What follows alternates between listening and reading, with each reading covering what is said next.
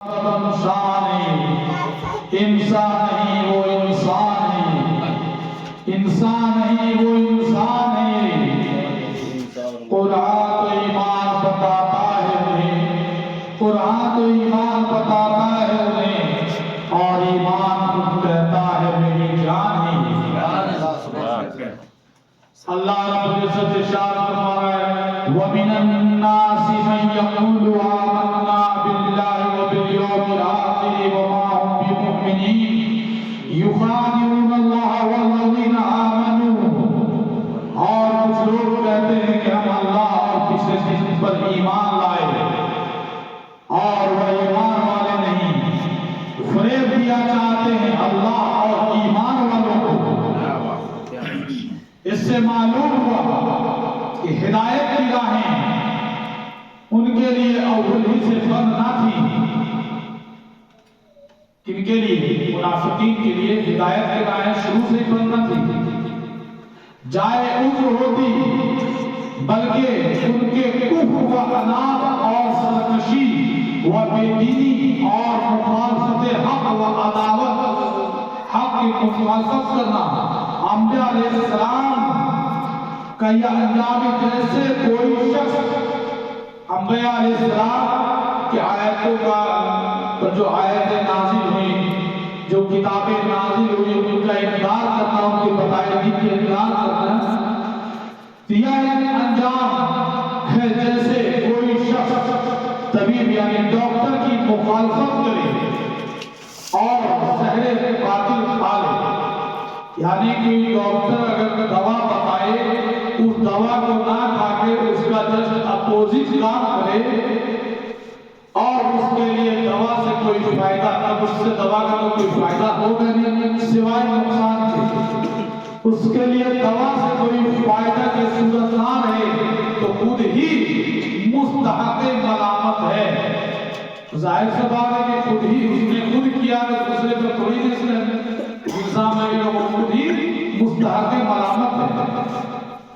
شان نزول یہاں سے 13 آیتیں منافقین کی شان میں نازل ہوئی، جو باطن میں کافر تھے اور اپنے آپ کو مسلمان ظاہر کرتے تھے۔ اللہ تعالیٰ نے فرمایا ما ہم بمؤمنین، وہ ایمان والے نہیں، یعنی کلمہ پڑھنا، اسلام کا مدعی ہونا، نماز روزہ ادا کرنا، مومن ہونے کے لیے کافی نہیں، جب تک دلیل تصدیق نہ ہو، جب تک دل میں تصدیق نہ ہو۔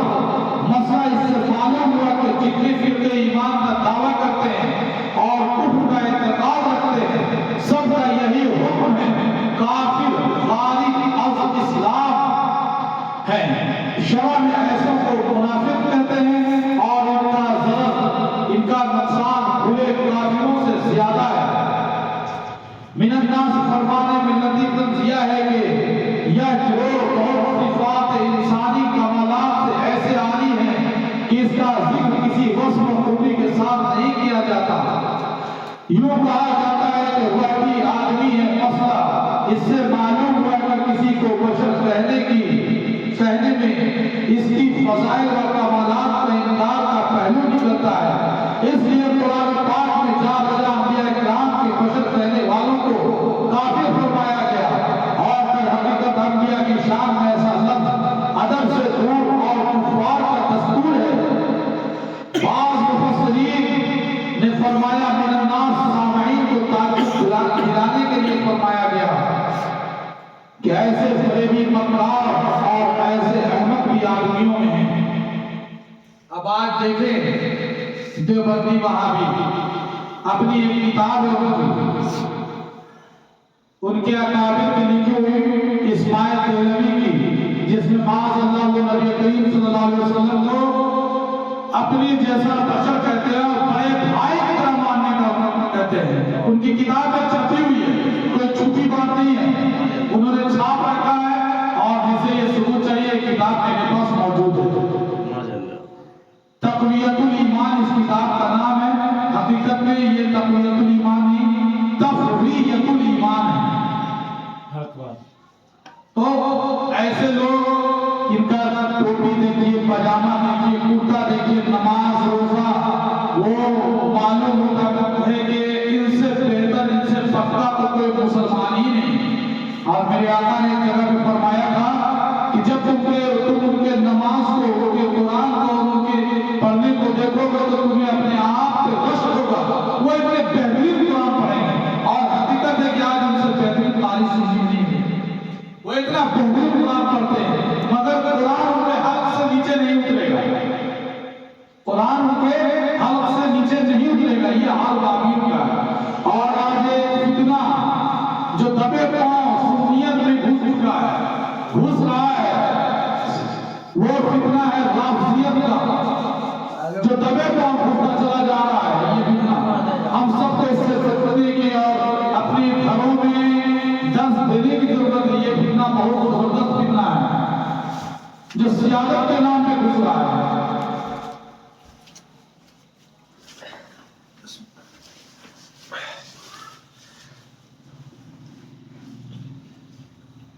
یخادعون اللہ والذین آمنوا، فریب دیا چاہتے ہیں اللہ اور ایمان والوں کو، وما یخدعون الا انفسهم وما یشعرون، اور حقیقت میں فریب نہیں دیتے مگر اپنی جانوں کو، اور انہیں شعور نہیں، فی قلوبہم مرض فزادہم اللہ مرضا ولہم عذاب علیم بما کانوا یکذبون، انہیں ان کے دلوں میں بیماری ہے، اللہ تعالیٰ اس سے پاک ہے کہ اس کو کوئی دھوکہ دے سکے، وہ اسرار و مخفیات کا جاننے والا ہے۔ مراد یہ ہے کہ منافق اپنے گمان میں خدا کو فریب دینا چاہتے ہیں، یا یہ کہ فریب کو دینا یہ ہے کہ رسول اللہ صلی اللہ علیہ وسلم کو دھوکہ دینا، چاہیں کیونکہ وہ اس کے خلیفہ ہیں اور اللہ تعالیٰ نے اپنے حبیب کو اسرار کا علم عطا فرمایا، غیب کا علم عطا فرمایا، وہ ان منافقین کے چھپے کفر کو جانتے ہیں اور مسلمان ان کے بتانے سے باخبر، تو علم بد دینوں کا فریب نہ خدا پر چلے، نہ رسول پر، نہ مومنین پر، بلکہ در حقیقت وہ اپنی جانوں کو فریب دے رہے ہیں۔ مسئلہ اس آیت سے معلوم ہوا کہ تقیہ بڑا عیب ہے، جس مذہب کے بنا تقیہ پر ہو وہ باطل ہے، تقیہ والے کا حال قابل اعتماد نہیں ہوتا، وہ ناقابل اطمینان ہوتے ہیں۔ اس لیے علماء نے فرمایا لا تقبل توبۃ الزندیق،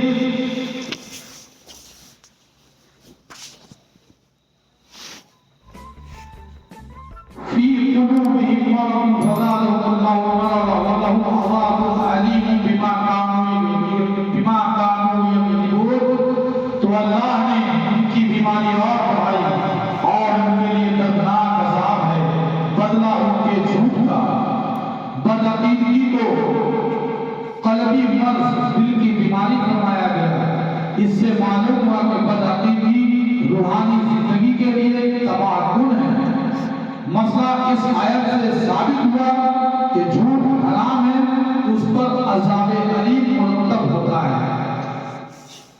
وَإِذَا قِيلَ لَهُمْ لَا تُفْسِدُوا فِي الْأَرْضِ، اور جو ان سے کہا جائے زمین میں فساد نہ کرو، مسئلہ کفار سے میل جوڑ، ان کی خاطر دین میں مداہنت اور اہل باطل کے ساتھ تملق و چاپلوسی اور ان کی خوشی کے لیے صلح کل، آج کل صلح کلیت دیکھ رہے ہیں نا کہ جدھر گئے ادھر ہی ہو گئے، جس اسٹیج کے لئے ابھی پیر صاحب کا دیکھا حضرت ابو بکر صدیق رضی اللہ تعالیٰ عنہ اور حضرت عمر فاروق اعظم رضی اللہ تعالیٰ عنہ اور عثمان ذوالنورین رضی اللہ عنہ پر تبرہ بازی کی جا رہی ہے، وہ پیر صاحب جھوٹ اٹھا رہے ہیں، ویڈیو موجود ہے۔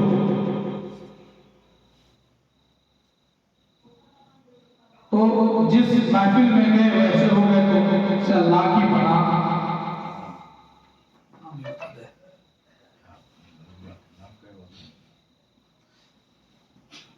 بیان کرنے کا مطلب یہ نہیں ہوتا کسی کا نام کیوں لے صلح کل بجانا اور اظہار حق سے باز رہنا شان منافق اور حرام ہے، اس کو منافقین کا فساد فرمایا گیا۔ آج کل بہت لوگوں نے یہ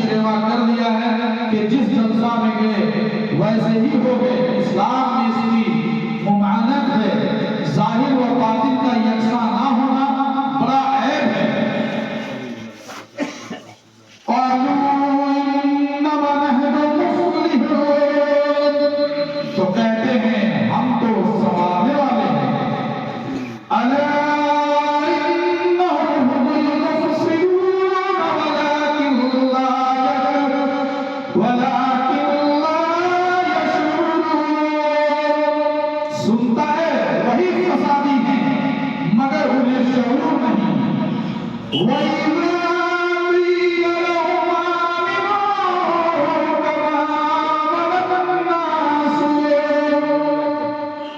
جب ان سے کہا جائے ایمان لاؤ جیسے اور لوگ ایمان لائے.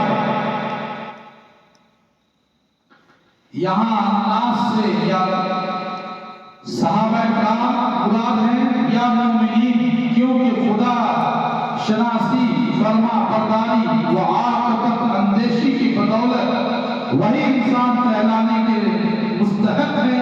مسئلہ عام سے ثابت ہوا کہ صالحین کے اتباع محمود و مقبول ہے. مسئلہ یہ بھی ثابت ہوا کہ مذہب اہل سنت حق ہے کیونکہ اس میں صالحین کی اتباع ہے. مسئلہ باقی تمام فرقے صالحین سے منحرف ہیں لہذا گمراہ ہیں. مسئلہ بعض علماء نے اس آیت کو زندیق کی توبہ مقبول ہونے کی دلیل قرار دیا ہے. زندیق ہوا ہے جو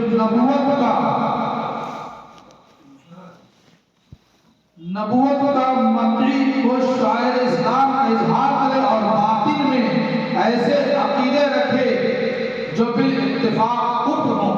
یہ بھی منافقوں میں داخل ہے.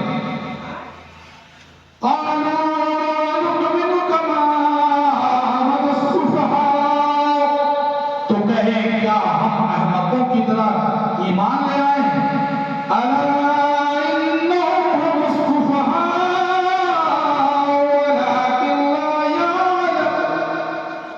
سنتا ہے وہی احمق ہے مگر جانتے نہیں. اس سے معلوم ہوا کہ صالحین کو برا کہنا اہل باطل کا قدیم طریقہ ہے. آج کل کے باطل فرقے بھی پچھلے بزرگوں کو برا کہتے ہیں. روافض، خلفائے راشدین اور بہت صحابہ کو، خوارج حضرت علی مرتضیٰ رضی اللہ عنہ کو اور ان کے رفقا کو غیر مقلد ائمہ مجتہدین بالخصوص امام اعظم رضی اللہ عنہ اور وہابیہ بکثرت اولیاء اور مقبولان بارگاہ کو، مرزائی انبیاء سابقین تک کو، قرآنی چکالوی صحابہ و محدثین کو، نیجڑی تمام اکابرین کو برا کہتے اور زبان تان دراز کرتے ہیں. اس آیت سے معلوم ہوا کہ سب گمراہی میں ہیں. اس میں دیندار عالموں کے لیے تسلی ہے کہ وہ گمراہوں کی بدزبانیوں سے بہت رنجیدہ نہ ہو. سمجھ لیں کہ یہ اہل باطل کا قدیم دستور ہے. منافقین کی یہ بدزبانی مسلمانوں کے سامنے نہ تھی. ان سے تو وہ یہی کہتے تھے کہ ہم با اخلاص مومن ہیں، جیسا کہ اگلی آیت میں ہے. یا تبرہ بازی اپنے خاص مجلسوں میں کرتے تھے. اللہ تعالیٰ نے ان کا پردہ فاش کر دیا. اس طرح آج کل کے گمراہ فرقے مسلمانوں سے اپنے خیالات فاسدہ کو چھپاتے ہیں مگر اللہ تعالیٰ ان کی کتابوں اور تحریروں سے ان کے راز فاش کر دیتا ہے. اس آیت سے مسلمانوں کو خبردار کیا جاتا ہے کہ بددینوں کی فریب کاریوں سے ہوشیار رہیں، دھوکہ نہ کھائیں.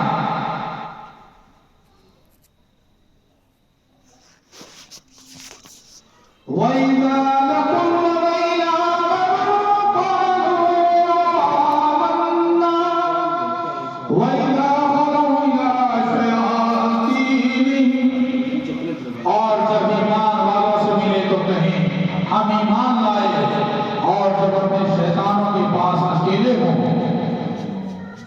یہاں شیاطین سے کفار کے وقت سردار مراد ہیں جو عوام میں مصروف رہتے ہیں. یا منافق جب ان سے ملتے ہیں تو کہتے ہیں کہ ہم تمہارے ساتھ ہیں، اور مسلمانوں سے ملنا محض براہ فریب و استہزاء ہے. اس لیے ہے کہ ان کے راز معلوم ہوں اور ان میں فساد انگیزی کے موقع ملے. قالوا انما نحن مستہزئون، تو کہیں ہم تمہارے ساتھ ہیں، ہم یعنی اظہار ایمان تمسخر کے طور پر کیا یا اسلام کا انکار ہوا۔ مسئلہ انبیاء علیہ السلام اور دین کے ساتھ استہزاء و تمسخر کفر ہے۔ شان نزول یہ آیت عبداللہ بن ابی وغیرہ منافقین کے حق میں نازل ہوئی۔ ایک روز انہوں نے صحابہ کرام کی ایک جماعت کو آتے دیکھا تو ابن ابی نے اپنے یاروں سے کہا دیکھو تو میں انہیں کیسا بناتا ہوں۔ جب وہ حضرات قریب پہنچے ابن ابی نے حضرت صدیق اکبر رضی اللہ تعالیٰ عنہ کا دست مبارک اپنے ہاتھ میں لے کر آپ کی تعریف کی، پھر اسی طرح حضرت عمر اور حضرت علی کی تعریف رضی اللہ تعالیٰ عنہ کی تعریف کی۔ حضرت علی مرتضیٰ رضی اللہ تعالیٰ عنہ نے فرمایا ہے ابن ابی خدا سے ڈر، نفاق سے باز آ، کیونکہ منافقین بدترین خلق ہیں۔